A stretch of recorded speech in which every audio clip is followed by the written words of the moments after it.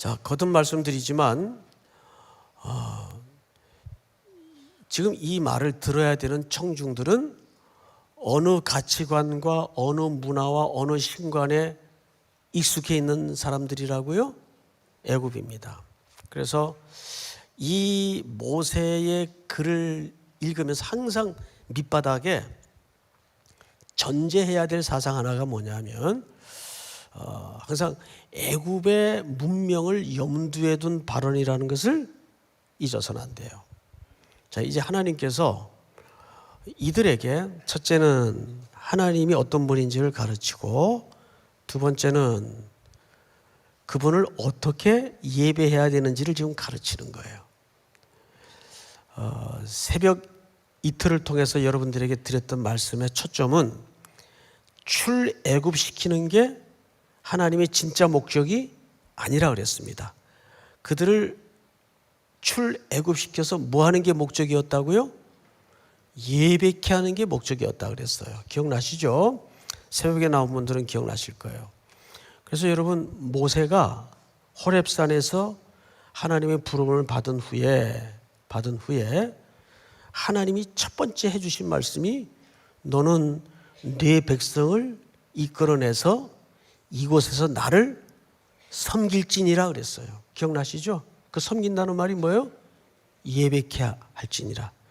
그래서 우리는 지난주 19장을 통해서 바로 그런 감격스러운 호렙산 밑에 첫날 밤을 지내는 백성들의 모습을 봤어요. 그것은 백성들의 그 첫날 밤과 모세의 첫날 밤은 같았을 것이다, 달랐을 것이다. 달랐죠.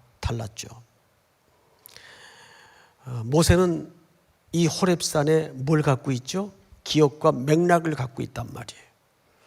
그런데 백성들은 피동적으로 이끌려 나와서 가다가 그냥 하룻밤 유숙하는 장소 정도로 이해를 가졌을 거라 이 말이에요. 아마도 직접 본 건 아니지만 모세는 그날 밤 잠을 못 이뤘을 것 같아요. 야, 참 하나님 대단한 분이다. 놀라운 분이다. 내가 얼마 전 이 호렙산에서 한가로이 양떼를 칠 때 나를 부르셔서 봉창 두드리는 소리를 하시더니, 이야, 그 일이 이루어지다니. 그분은 도대체 어떤 분일까? 아마 잠을 못 이뤘을 것 같아요. 과거에는 이제 그냥 어린 아이들 데리고 새빵살이 하다가 어떻게 두 부부가 천신만고 끝에 이제 자기 집을 마련해 하던 첫날 밤, 아이들의 느낌의 그 새 집의 첫날 밤과 이 두 부부가 고생하면서 저축을 해가지고 모아서 이제 드디어 내 집을 갖게 된 그 첫날 밤의 느낌이 같을까요? 다를까요? 다르죠. 아마도 그 부부는 첫날 밤 서로 잠을 못 잤을 것 같아요. 이게 꿈일까? 이제 그 아이들 때문에 구박받던 지긋지긋한 새빵살이를 애들 뛰면은 자제시켜야 되고 눈치 봐야 되고, 그렇게 살았던 지난 시간들이 주마등처럼 지나갈 거예요. 그런데 아이들은 그냥 좋은 거예요. 와, 새 집이다. 엄마, 이 집에서는 우리 이사 안 가도 되는 거야? 그렇게 철없는 질문을 막 던지면서 그냥 또 뛸 거예요. 좋아서. 근데 엄마 아빠는 방을 닦으면서 짐을 정리하면서 눈물이 나는 거죠. 이게 꿈인가 생신가? 아마 그 호렙산 밑에 도착해서 백성들이 느끼는 그 첫날 밤과 모세가 느꼈을 첫날 밤은 사뭇 달랐을 거예요. 그래서 모세가 바로 앞에서 가자마자 처음에 부탁한 얘기가 뭐죠? 이 백성들을 놓아주소서. 사흘길쯤 가서 하나님께 경배하겠습니다. 먼저 하나님을 예배하러 가겠다는 이야기를 제일 먼저 합니다.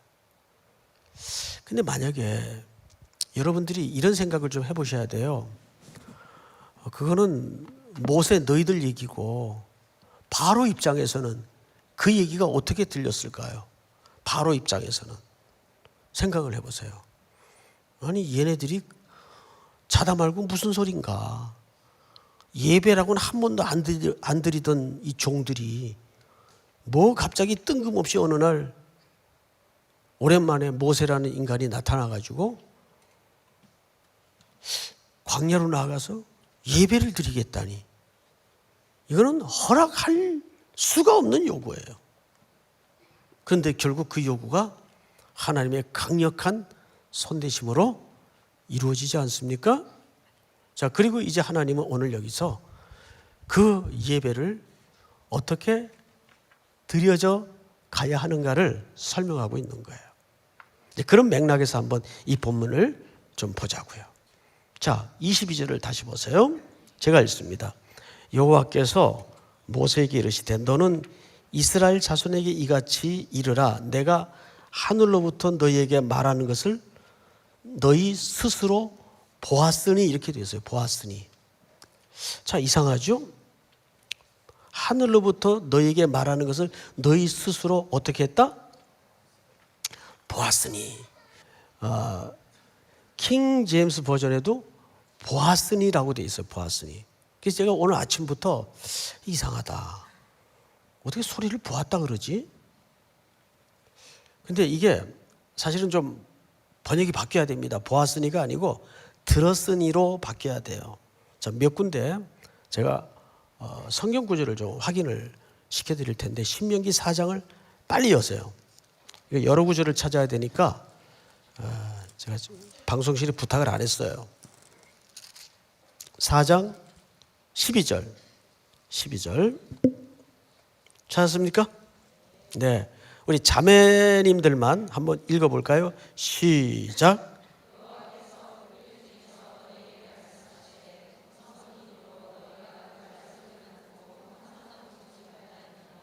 네, 신명기서에서 정확히 뭐라 그러죠? 예, 여호와께서 불길 중에서 너희에게 말씀하시되 음성뿐이므로 너희가 그 말소리만 어떻게 해요? 듣고 형상은 보지 못했다. 자, 넘겨서 15절을 볼까요? 우리 형제들 시작. 여호와께서 호렙산 불길 중에서 너희에게 말씀하시던 날에 너희가 어떤 형상도 보지 못하였은즉 너희는 깊이 삼가라. 네, 여기서도 보지 못하였은즉 깊이 삼가라. 쭉 넘어가서 우리 36절을 다 같이 읽습니다. 시작. 너희를 구원하시려고 하늘에서부터 그의 음성을 내게 듣게 하시며 땅에서는 그의 큰 불을 내게 보이시고 내가 불 가운데서 나오는 그의 말씀을 듣게 하셨느니라. 네, 정확하게 이들은 본 겁니까? 들은 겁니까? 들었어요. 분명히 들었죠? 예, 본 게 없어요. 그런데 오늘 왜 출애굽기에서는 너희가 보았다라고 얘기했을까요? 보았다라고. 이제 오늘 새벽에 나온 분들은 이게 왜 이렇게 쓰여졌는지 이해가 돼요.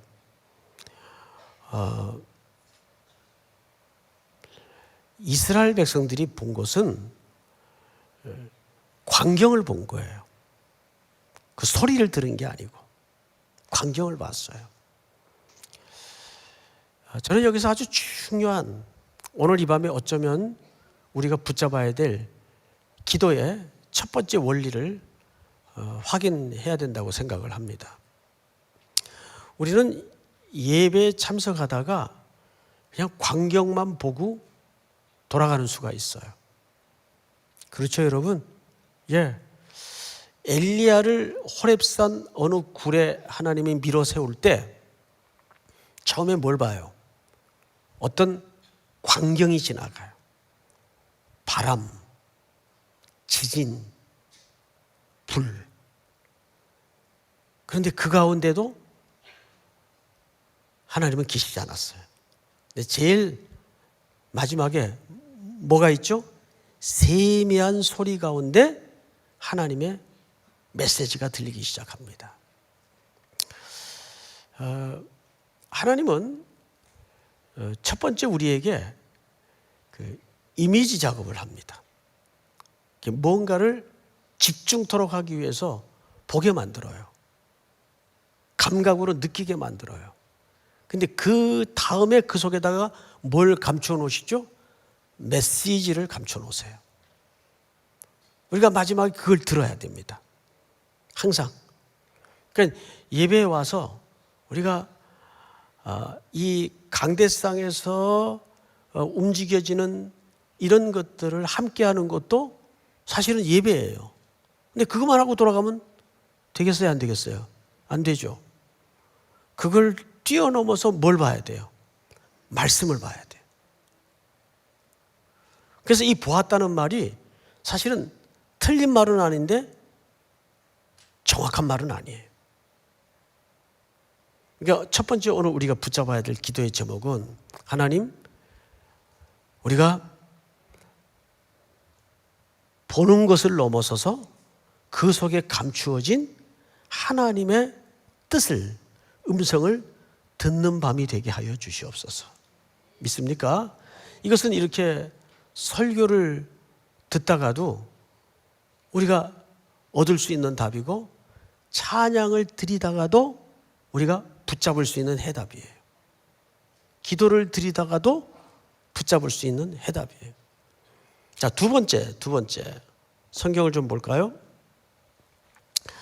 우리 출애굽기 다시 돌아가서 20장 보시면 23절, 너희는 나를 비겨서 은으로나 금으로나 너희를 위하여 신상을 만들지 말고, 이렇게 되어 있어요. 근데 이게 곧 깨집니다. 어디 가서 깨지죠?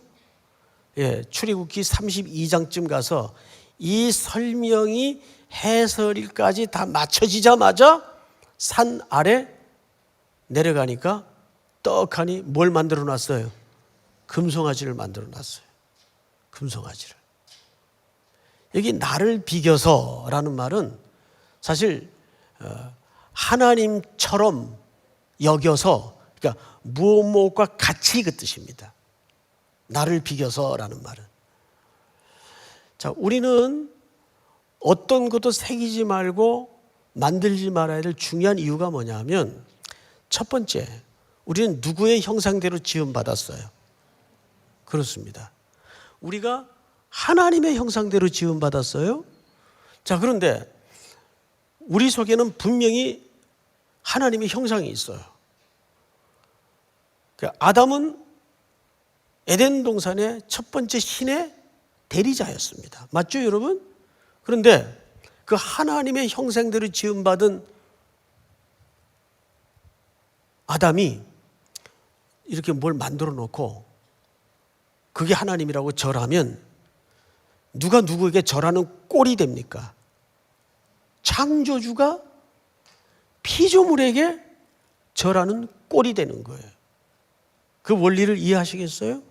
예. 예를 들어서 하나님이 창조주신데 자신이 뭘 이렇게 만들어 놓고 거기다 대고 무슨 소원을 빈다. 어불성설이고 말이 안 되는 얘기죠.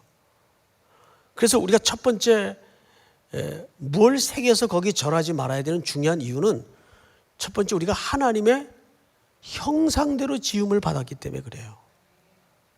이것은 또 이렇게 오해해서는 안 돼요. 그러니까 예술품 만드는 것도 안 되냐. 그거하고는 다른 문제입니다. 예술적 차원에서야 얼마든지 만들고 조각할 수 있지만 중요한 것은 그것을 경배의 대상으로 만드는 것을 금한다, 그 말이에요. 근데 이런 경우가 있어요. 제가 어느 교회에서 이제 심호할 때인데 그 본당 앞에 이제 선한 의도를 가지고 통으로 된 어마어마한 크기의 돌로 성경책을 이렇게 펼쳐서 만들었어요. 이쪽엔 주기도문이 있고 이쪽엔 십계명이 있고. 그럼 본당을 딱 나가면 그 마당에 그 어마어마한 크기의 성경 돌비석이 앞에 있는 거예요. 그리고 그 옆에는 한 5층, 7층, 8층까지 높이가 될 것 같아요. 그런 큰 돌비석을 하나 세워놨어요. 그런 걸 세워놔도 될 만한 규모의 작지 않은 교회였어요. 그 의도는 원래 이런 뜻이었습니다. 성도들이 예배를 마치고 본당에서 나가면 그 돌비석을 보면서 하나님의 말씀대로 살아가겠다라는 것을 각인시키기 위해서 만들어 놓은 거예요. 그 뜻이 좋습니까? 나쁩니까? 좋죠. 왜 나빠요? 그는 의도가 담긴 건데, 그런 동기가 거기에 녹아진 건데. 그런데 얼마 있지 않으니까 새벽 예배 후에 이상한 일들이 자꾸 벌어지기 시작해요. 이게 이제 그 성경책 그 돌비석이면 예배 끝나고 나서 그 연세 드신 그 시골에 계시던 어르신들이 옛날 습관을 따라서 자꾸 이 돌비석을 중심으로 도는 거예요. 자꾸 도는 거예요. 탑돌이를 하는 거죠. 쉽게 얘기하면. 이거를 새벽기도 마치고 나오시던 원로 목사님이 보셨어요. 대우를 하셨어요. 저거 당장 가서 때려 부수라고. 그거 진짜 매덕든 작품이죠. 크레인이 와가지고 다 들고 가서 때려 부셨어요. 없어져 버렸어요. 아주 제 목회 여정에 아주 잊지 못할 사건이었습니다. 그 자꾸 그 주변을 도는 거예요, 할머니들이. 아무리 선한 의도로 뭔가를 만들어 놨어도 인간은 그것을 자꾸 그런 식으로 비겨버려요. 누구처럼, 하나님처럼, 그걸 자꾸 하나님처럼 만든다고요. 그래서 어떤 것도 새겨넣지 말라는 말이 하나님이 인간의 속성을 알기 때문에 하시는 거예요. 그런데 이런 것들이 우리 일상 속에 우리 주변에 나도 모르는 사이에 많이 만들어져요, 사실은. 그래서 개혁이라는 것은 뭐냐 하면 자꾸 세월이 쌓아질수록 그렇게 얹어지는 순수했던 동기들마저도 다시 점검해보고 자꾸 걷어내는 거예요. 잘라내는 거예요. 부셔뜨리는 거예요. 그래서 끝까지 누구만 남도록, 예수님만 남도록. 그게 진짜 개혁이에요. 히브리서에 개혁될 때까지라는 말은 그 예수님의 실체만 남는 교회. 믿습니까? 그게 진짜 개혁이에요. 개혁은 무슨 사람 바꾸고 제도 뜯어고치고 이거 개혁 아니에요. 성경적 개혁은 모든 비본질적인 것들은 자꾸 잘라내고 걷어내고 삭제해서 본질만 남도록. 믿습니까? 우리가 자꾸 의미를, 동기를 생각해서 그런 걸 만들어 놓다 보면 그게 나중엔 하나님 자리를 대신하고 대체한다니까요. 자, 그 다음 마지막으로 성경을 보십시다. 24절, 내게 토단을 쌓고 그 위에 네 양과 소로 네 번제와 화목제를 드리라. 내가 내 이름을 기념하게 하는 모든 곳에서 네게 임하여 복을 주리라. 25절 다 같이 시작. 내가 내게 돌로 제단을 쌓거든 다듬은 돌로 쌓지 말라. 내가 정으로 그것을 쪼면 부정하게 함이니라. 자, 여러분, 첫 번째 명령이 제단을 만들라 그래서 토단을 쌓으라. 두 번째는 어떤 연장도 거기에 대지 말라 그랬어요. 맞죠? 어떤 연장도 대지 말라. 그리고 마지막에 세 번째는 26절 제가 읽습니다. 너는 층계로 내 계단에 오르지 말라. 네 하체가 그 위에서 드러날까 함이라. 이게 무슨 얘기인지 아세요? 근데 새 번역을 제가 한번 읽어드릴게요. 이게 좀 원문에 가깝게 번역이 됐는데 세 번역은 이렇게 되어 있습니다. 너희는 제단에 층계를 놓아서는 안 된다.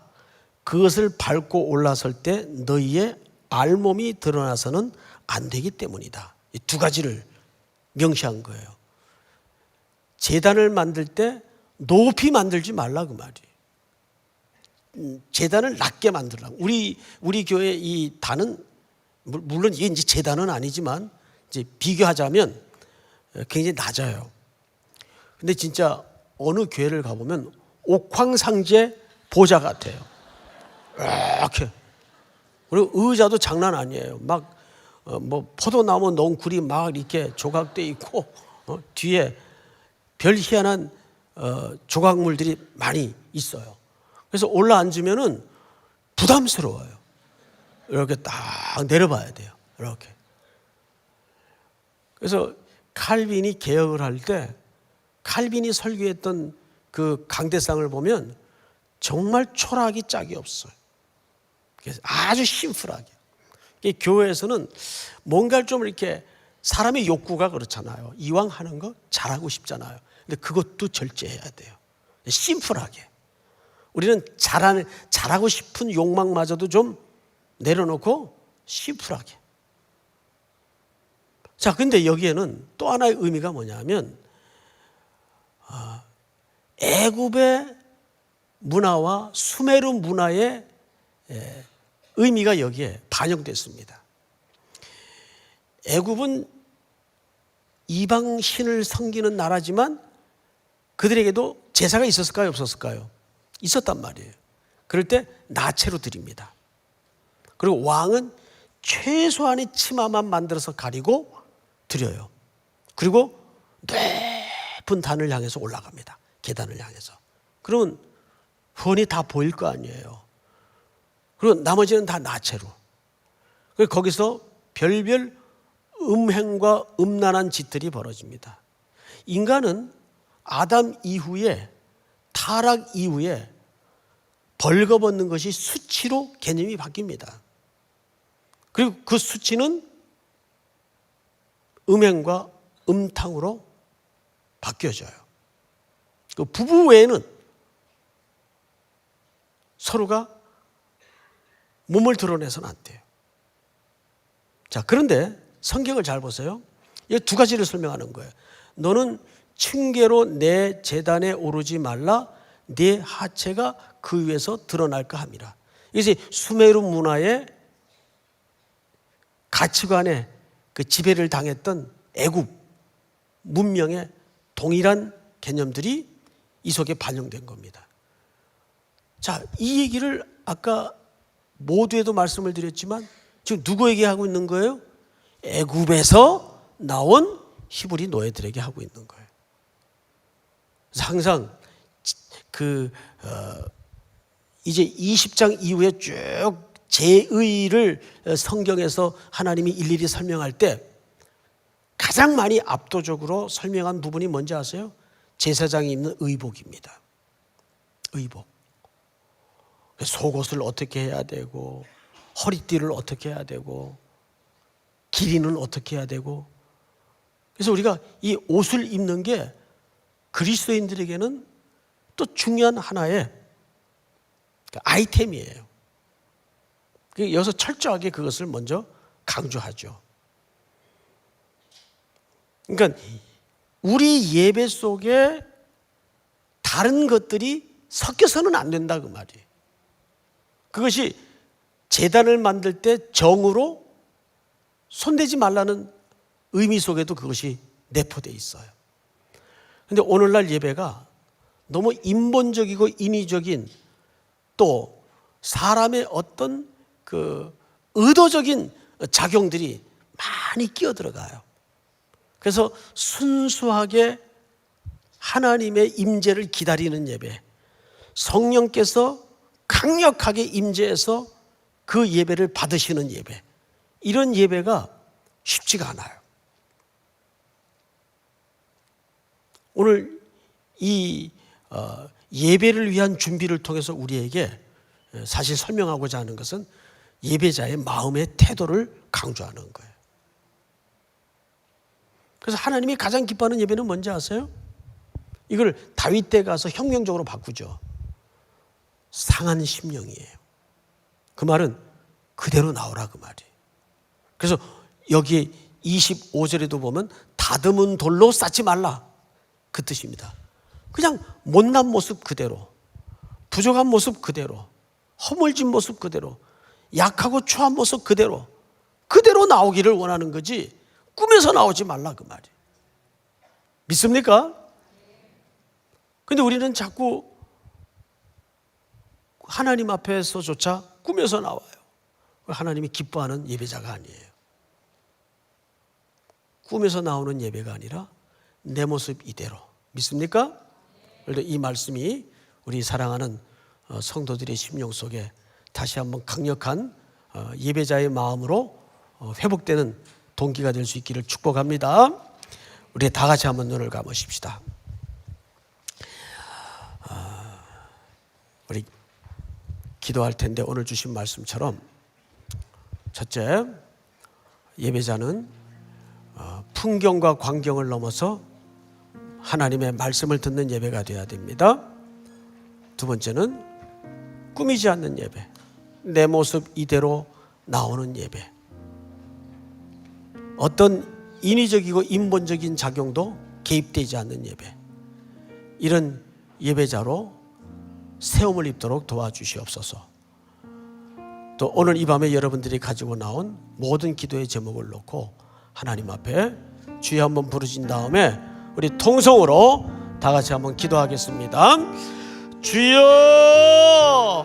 하나님 아버지 감사합니다. 오늘도 우리들에게 귀한 시간을 주셔서 이 밤을 하나님 앞에 지내게 하시고 주님 앞에 앉아